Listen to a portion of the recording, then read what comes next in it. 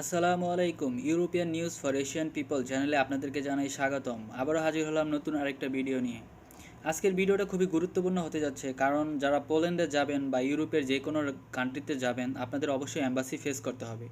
আর সবার মনেই একটা প্রশ্ন থাকে বা একটা ভয় থাকে যে অ্যাম্বাসি আপনাকে কি কি প্রশ্ন জিজ্ঞাসা করতে পারে। তো আজকে মূলত ভিডিওটা হবে অ্যাম্বাসি আপনাকে কি কি প্রশ্নগুলো জিজ্ঞাসা করবে সেটা নিয়ে। এবং ইনশাল্লাহ আপনি যে প্রশ্নগুলো আছে, যে প্রশ্নগুলো ভিডিওতে আলোচনা করা হবে, আপনি যদি এটি সম্পূর্ণ খুব সিম্পল প্রশ্নগুলো, এগুলো সিম্পলি আপনি উত্তর দিতে পারলে ইনশাল্লাহ আপনার খুবই চান্স আছে পোল্যান্ড বা ইউরোপের যে কোনো দেশে ভিসা পাওয়ার। তো আপনি যখন এম্বাসিতে যাবেন, অবশ্যই আপনাকে এম্বাসিতে যাওয়ার জন্য পোল্যান্ডের ওয়ার্ক পারমিট, দেন আপনার ট্রাভেল ইন্স্যুরেন্স পেপার, দেন আপনার অ্যাডভান্স ফ্লাইট বুকিং পেপার, দেন কোম্পানি আপনাকে অ্যাকোমোডেশন লেটার দিবে। দেন এম্বাসিতে আপনি যখন যাবেন তখন অবশ্যই কিন্তু এম্বাসিতে যাওয়ার জন্য অ্যাপয়েন্টমেন্ট যে পেপারটা আছে সেটা নিয়ে যাবেন। আপনার পাসপোর্ট, আপনার বায়োডাটা, সার্টিফিকেট সব কিছু নিয়ে যাবেন। তো সবার মনে একটা প্রশ্ন জাগে যে কী রকমের পোশাক পরে যাবেন। এখন আপনি কোন ধরনের কাজের জন্য পোল্যান্ডে যেতে চাচ্ছেন?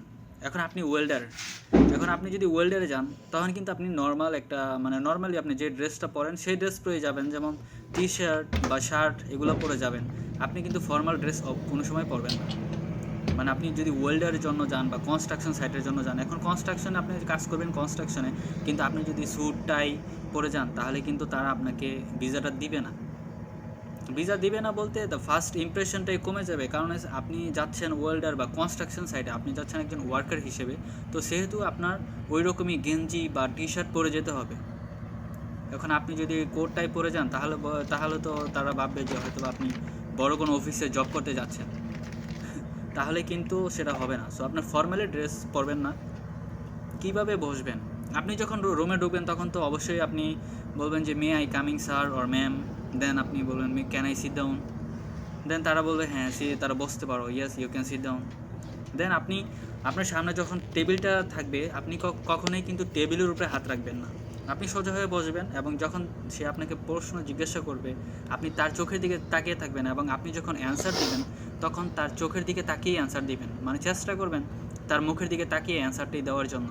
কারণ আপনি যদি আপনাকে একটা প্রশ্ন জিজ্ঞাসা করা হলো আর আপনি যদি অন্যদিকে তাকিয়ে থাকলেন বা আপনি অ্যান্সার দিতেছেন, আপনি নিচে তাকিয়ে রয়েছেন বা অন্যদিকে তাকিয়ে রয়েছেন, তখন কিন্তু তারা ভাবে আপনার মনে সাহস নাই বা কথা বলার আপনার গুড কোনো এক্সপিরিয়েন্স নেই, তার জন্য আপনি নিচে বা অন্যদিকে তাকিয়ে কথা বলছেন।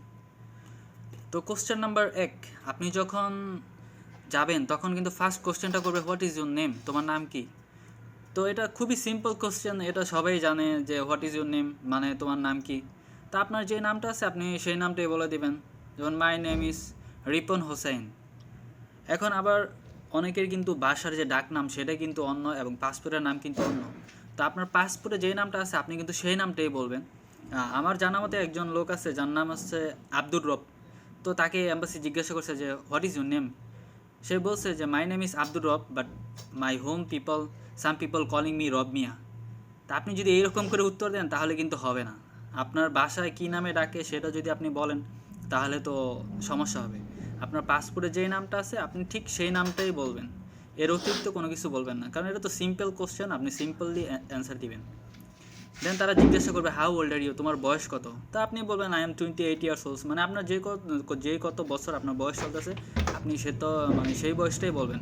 অনেক সময় দেখা যায় মানুষ পাসপোর্টে বয়স আছে 40, কিন্তু তারা যখন জিজ্ঞাসা করে সে বলে 36। তো আপনি হিসাব করে যাবেন যে আপনার ওখানে ডেট অফ বার্থ থেকে আজকের যে ডেটটা আছে সেই ডেটটা অনুযায়ী আপনার কত বছর বয়স রানিং চলতেছে, তো সেই বয়সটাই বলতে হবে। আপনি এখন পাসপোর্টে 40 বছর, আপনি যদি 38 বলেন তাহলে কিন্তু হবে না। What is your job profile, এটার হচ্ছে যে তুমি কি কাজ করো বা আপনি কোন কাজের জন্য পোল্যান্ডে যাচ্ছেন, তখন আপনাকে বলতে হবে I M A welder, I M A construction worker, I M A chef. আপনি যেই কাজের জন্য যাবেন, আপনার ওয়ার্ক পারমিটটা যেই কাজের জন্য বের হয়েছে আপনাকে কিন্তু সেই কাজটাই বলতে হবে। এখন আপনি যাচ্ছেন শেফের হোটেলের রেস্টুরেন্টের ভিসা, কিন্তু আপনি যদি বলেন আই এম এ ওয়েল্ডার, তাহলে কিন্তু আপনাকে ভিসা পাওয়ার চান্স একবারে নাই বলতে। কারণ আপনি যাবেন রেস্টুরেন্টে কাজ করতে, কিন্তু আপনি যদি বলেন আমি ওয়েল্ডার তাহলে তো আর হলো না। সো আপনার চেষ্টা না, আপনার 100% শিওর আপনি যে ওয়ার্ক পারমিট যেটার মধ্যে আপনার যে কাজের জন্য ওখানে নেওয়া হচ্ছে আপনি ঠিক সেম ওই কাজটার কথাই বলবেন। Then what is your company name, আপনাকে যখন ওয়ার্ক পারমিট দিবে সেই পেপারের মধ্যে লেখা আছে আপনার কোম্পানির নাম কি। এখন কোম্পানির নামটা একটু কষ্টকর হতে পারে, কিন্তু আপনার অবশ্যই এটা মুখস্থ করে রাখতে হবে, কারণ ওটা তো পোল্যান্ডের ভাষায় লেখা থাকবে বা পোল্যান্ডের কোম্পানি, এটা একটু মনে রাখতে একটু ডিফিকাল্ট, কিন্তু আপনাকে অবশ্যই 100% কোম্পানির নাম মনে রাখতে হবে, কারণ এই কোশ্চেনটা আপনাকে জিজ্ঞাসা করবেই। আপনাকে যদি ইন্টারভিউ নেয় তাহলে অবশ্যই সে আপনাকে জিজ্ঞাসা করবে যে তোমার কোম্পানির নাম কি। সো এটা আপনারা সবসময় মুখস্থ করে রাখার চেষ্টা করবেন। Then where is your company address, তোমার কোম্পানির ঠিকানা কোথায়। তো আপনি যে কোম্পানিতে যাচ্ছেন ওই কোম্পানি কোথায় অবস্থিত সেই লোকেশনটা কিন্তু অবশ্যই আপনার ওয়ার্ক পারমিটে দেওয়া থাকবে। সো আপনি এটাও আপনার লোকেশনটা, আপনার কোম্পানির যে লোকেশনটা সেটা অবশ্যই মুখস্থ রাখবেন, যে পোল্যান্ড বা ওয়ারসাও, আপনার এক এক জায়গা পোল্যান্ডের বিভিন্ন জায়গায় আপনার কাজের থাকতে পারে, কাজের কোম্পানিটা আপনার কোথায় অবস্থিত সেটা পেপারে অবশ্যই দেওয়া আছে, আপনি অবশ্যই সেটা মুখস্থ করে রাখবেন। আপনার কি আপনি যেহেতু পোল্যান্ডে যেতে চাচ্ছেন কিছু জিনিস অবশ্যই আপনাকে মুখস্থ করতে হবে, কঠিন হলেও মুখস্থ করতে হবে। হু ইজ ইউর এমপ্লয়ার, মানে আপনার চাকরিদাতা কে বা আপনার বস, আপনি যে পোল্যান্ডে যাবেন সেই বসের নামও সেই পেপারের মধ্যে লেখা থাকবে, সো আপনার তার নামটাও মুখস্থ করে রাখতে হবে। নামগুলো একটু ডিফিকাল্ট হতে পারে, কারণ পোল্যান্ডের ভাষা কিন্তু খুবই ডিফিকাল্ট। আপনি ওইখানে গেলে শিখে ফেলতে পারবেন, কারণ অনেক লোক আছে যারা সৌদি আরবে যায়, তারা খুবই আরবি সুন্দর করে আরবি বলতে পারে 1 বছর 2 বছর থাকার পর। সেম আপনারাও পেরে যাবেন। হু পে ইউ ট্যাক্স, তোমার আয়কর কে দিবে, এটা খুবই ইম্পর্টেন্ট একটা কোশ্চেন, এটা আপনাকে অবশ্যই জিজ্ঞাসা করবে। যে এখন আপনার পেপারে সব কিছু লেখা থাকবে যে আপনার মানে ট্যাক্সটা কে দিবে, আপনি দিবেন নাকি আপনার কোম্পানি দিবে। হু পে ইউর অ্যাকোমোডেশন, মানে আপনার যে বাসস্থান বা খাওয়া দাওয়ার যে ব্যাপারটা সেটা কে পে করবে, আপনার বিলটা কে পে করবে, আপনার কোম্পানি বা নাকি আপনি, বা আপনি ওন সেলফে থাকবেন ওই জায়গায়, নাকি আপনার কোম্পানি আপনাকে বাসস্থান দিবে বা খাবারের জন্য দিবে, সেটা ওই পেপারে লেখা থাকবে। আপনার ওয়ার্ক পারমিটে সব কিছু লেখা থাকবে, বা অ্যাকোমোডেশনের জন্য আলাদা তারা একটা পেপার দিবে। সো আপনারা চেষ্টা করবেন আপনার যে ওয়ার্ক পারমিট এবং অ্যাকোমোডেশনের যে পেপারটা আছে সেটা খুব ভালো করে কোথায় কি সব কিছু মুখস্থ করে রাখার জন্য। Deduct your tax then how much your salary, আয়কর দেওয়ার পর তোমার বেতন কত। আপনি যখন ট্যাক্সটা পে করবেন, ট্যাক্স পে করার পর আপনার প্রতিদিনের স্যালারি কত বা আপনি 1 মাসের স্যালারি কত সেটা পেপারে লেখা থাকবে, আপনি সেটা মুখস্থ করে যাবেন। কারণ ওখানে লেখা আছে, হয়তোবা লেখা থাকতে পারে যে 3200 জুলিতি, কিন্তু এখন আপনি বললেন 3000 জুলিতি বা 2500 জুলিতি, তাহলে কিন্তু হবে না। What is your agency name, মানে আপনি যেই এজেন্সির দ্বারা, মানে যেই লোকের দ্বারা আপনি মানে পোল্যান্ডে যাচ্ছেন, তো সেই এজেন্সির নামটা বা এজেন্সির নাম বা তার নাম আপনি মুখস্থ করে রাখবেন, কারণ এটা তারা জিজ্ঞাসা করবে যে আপনি কিভাবে পোল্যান্ডের খোঁজ খবর পাইলেন বা কার দ্বারা আপনি যাইতেছেন বা আপনার এজেন্সির নামটা কি, এটা আপনি মুখস্থ করে রাখার চেষ্টা করবেন। Do you have any relative in Poland, পোল্যান্ডে কি তোমার আত্মীয় আছে। এখন আপনার পোল্যান্ডে আত্মীয় স্বজন থাকতে পারে, এখন আপনি যদি বলেন ইয়েস আই হ্যাভ, মানে আপনার যদি থাকে তাহলে কিন্তু, আপনি যদি বলেন আমার আছে তাহলে কিন্তু সমস্যা হতে পারে, কারণ আপনি যখন বলবেন যে পোল্যান্ডে আপনার আত্মীয় আছে, তখন তারা জিজ্ঞাসা করবে যে সে কোথায় থাকে, তার নাম কি, সে কী কাজ করে। কারণ হচ্ছে কি, আপনি যখন পোল্যান্ডে যাবেন তখন তারা চিন্তা করবে যে হয়তো আপনি তার রিলেটিভের কাছে আপনি পালিয়ে যেতে পারেন। আপনার যদি জবটা ভালো না লাগে, আপনি দেখা গেছে তার ওই জায়গায় চলে যেতে পারেন, সেজন্য তারা জিজ্ঞাসা করবে যে আপনার কোনো রিলেটিভ আছে কিনা। তো সবচেয়ে বেস্ট অ্যান্সার হবে যে I don't have any relatives in Poland, আপনার পোল্যান্ডে কোনো আত্মীয় স্বজন নেই, তাহলে তারা আর বেশি কোনো কোশ্চেন জিজ্ঞাসা করবে না। Then how long you want to stay at Poland, পোল্যান্ডে তুমি কত বছর থাকতে চাও।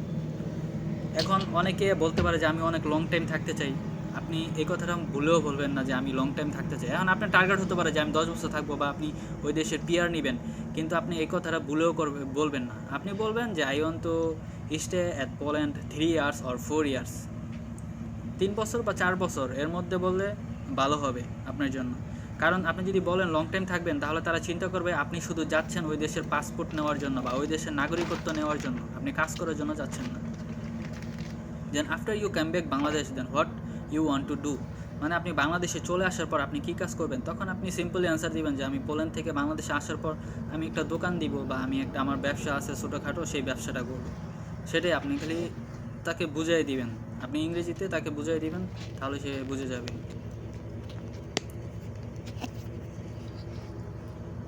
তো মোটামুটি এই কোশ্চেনগুলোই সবচেয়ে বেশি করে। তো এই সিম্পল কোশ্চেনগুলো আর সব কিছু আপনার সম্বন্ধেই জিজ্ঞাসা করবে, তো আপনারা ভয়ের কোনো কারণ নাই।